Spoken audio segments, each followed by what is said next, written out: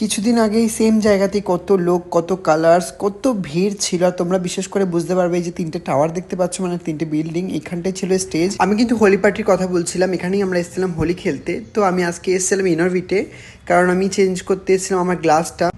যেহেতু লাস্ট ভিডিওতে তোমরা দেখেছিলে যে মায়ের জন্য গ্লাস নিতে গেছিলাম, তখন আমি buy one get one plus cashback পেয়েছিলাম। তাই আমি চলে এসেছিলাম লেন্স কাটে যে আমার গ্লাসটাও চেঞ্জ করতে। তো এসে দেখি তো সেই মানে খুবই সুন্দর অ্যাজ ইউজুয়াল। আমি আগেও বলেছিলাম যে লেন্স কাটের ফ্রেম অ্যান্ড গ্লাসের তুলনাই হয় না।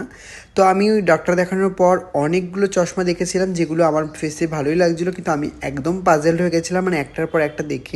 অনেক সময় তুমি অনেকগুলো জিনিস একসঙ্গে দেখার পর তুমি পাজেলড হয়ে যাও বা কনফিউজড হয়ে যাও যে কোনটা তোমার ফেসে ভালো লাগবে। অ্যান্ড দেন ফাইনালি আমি এখানে বিলিং কমপ্লিট করেছি অ্যান্ড আমি এই ফসিলসের গ্লাসটা চুজ করেছি। জানি না তোমাদের কেমন লাগছে, কিন্তু গ্লাসটা সত্যি খুবই ক্লাসি, খুবই সোভার। তারপর ওখান থেকে চলে এসেছিলাম মোচিতে।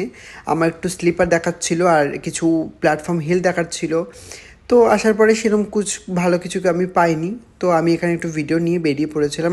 গাইজ, তোমরা বিলিভ করবে না, এটা তার পরের দিনকাই। আর লেন্স কার্টে এত ফাস্ট ডেলিভারি, দেখো আমার ডেলিভারিও কমপ্লিট হয়ে গেছে। তো তোমরা জানিও যে আমাকে কেমন লাগছে গ্লাসটা পরে।